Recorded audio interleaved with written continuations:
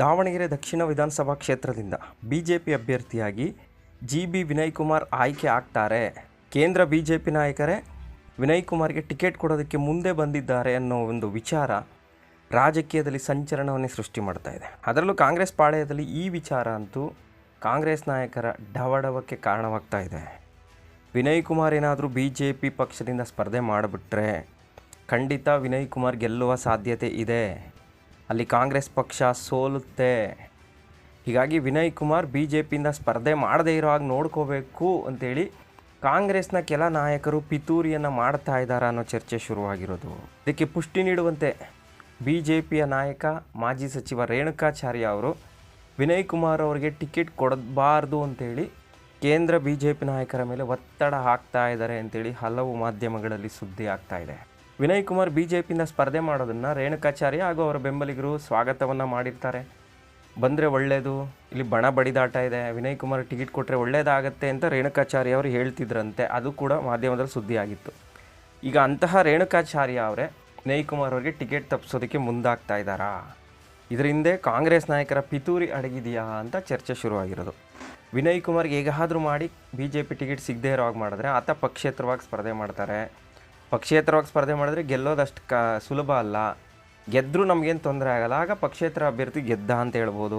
ಅದೇ B J ಪಿಯಿಂದ ಗೆದ್ದುಬಿಟ್ರೆ Congress 20 ವರ್ಷದಿಂದ ಅಲ್ಲಿ ಗೆಲ್ತಾ ಬರ್ತಾಯಿತ್ತು. ಅಂತಹ ಕ್ಷೇತ್ರದಲ್ಲಿ ಬಿ ಜೆ ಪಿ ಬಾವುಟ ಆರಿಸ್ದಾಗ ಆಗ್ಬಿಡತ್ತೆ ಮತ್ತು ಬಿ ಜೆ ಪಿಗೆ ವಿನಯ್ ಕುಮಾರ್ ಅನ್ನೋ ಒಬ್ಬ ಯುವ ನಾಯಕ ಸಿಕ್ಕಂತಾಗತ್ತೆ.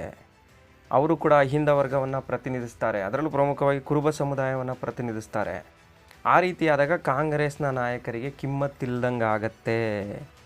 ಆಗ ಅಹಿಂದ ಸಮುದಾಯದ ಓಟುಗಳು ಒಡೆದಂಗೆ ಆಗ್ಬಿಡತ್ತೆ, ಕುರುಬ ಸಮುದಾಯದ ಓಟ್ಗಳು ಒಡೆಯುತ್ತೆ.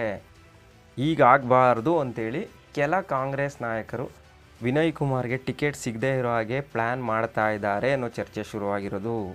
ಯಡಿಯೂರಪ್ಪನವರ ಮೂಲಕ ಇಂತಹ ಒಂದು ಒತ್ತಡ ತಂತ್ರವನ್ನು ಅನುಸರಿಸ್ತಾ ಇದ್ದಾರೆ ಅಂತಲೂ ಕೂಡ ಸಾಮಾಜಿಕ ಜಾಲತಾಣದಲ್ಲಿ ಸುದ್ದಿ ಆಗ್ತಾ ಇದೆ. ವಿನಯ್ ಕುಮಾರ್ ಅನ್ನೋ ಒಬ್ಬ ಯುವಕ ಈ ಮಟ್ಟಿಗೆ ಎಲ್ರಿಗೂ ಟೆನ್ಷನ್ ಕೊಟ್ಟಿದ್ದಾನೆ ಅಂದರೆ ಆ ಕ್ಷೇತ್ರದಲ್ಲಿ ವಿನಯ್ ಕುಮಾರ್ ಪ್ರಾಬಲ್ಯ ಎಷ್ಟಿದೆ ಅನ್ನೋದನ್ನು ಪ್ರತಿಯೊಬ್ಬರು ತಿಳ್ಕೊಬೋದು. ಈಗಾಗಲೇ ಹಲವು ಸುದ್ದಿ ಮಾಧ್ಯಮಗಳು, ಯೂಟ್ಯೂಬ್ ಚಾನಲ್ಗಳು ಆ ಕ್ಷೇತ್ರದಲ್ಲಿ ಸಮೀಕ್ಷೆಯನ್ನು ಮಾಡ್ತಾಯಿದ್ದಾರೆ. ಯಾರಿಗೆ ಓಟ್ ಹಾಕ್ತೀರಿ ನೀವು ಅಂತ ಕೇಳಿದ್ರೆ ಹಲವು ಮಂದಿ ಹೇಳ್ತಾ ಇರೋದು ಅಲ್ಲಿ ಬಿ ಜೆ ಪಿ ಕಾಂಗ್ರೆಸ್ ಅಂತ ಹೇಳ್ತಿಲ್ಲ, ಹೆಚ್ಚಾಗಿ ಹೇಳ್ತಾ ಇರೋದು ನಾವು ವಿನಯ್ ಕುಮಾರ್ ಅವ್ರನ್ನ ಸಪೋರ್ಟ್ ಮಾಡ್ತೀವಿ. ವಿನಯ್ ಕುಮಾರ್ ಯಾವುದೇ ಪಕ್ಷದಿಂದ ನಿಂತ್ಕೊಂಡ್ರು ಅವ್ರಿಗೆ ಸಪೋರ್ಟ್ ಮಾಡ್ತೀವಿ, ಪಕ್ಷೇತರವಾಗಿ ನಿಂತ್ಕೊಂಡ್ರು ಸಪೋರ್ಟ್ ಮಾಡ್ತೀವಿ. ವಿನಯ್ ಕುಮಾರ್ ಅಂತ ಒಬ್ಬ ಸುಶಿಕ್ಷಿತ ವಿದ್ಯಾವಂತ ನಮ್ಮ ಕ್ಷೇತ್ರದ MLA ಆಗಬೇಕು.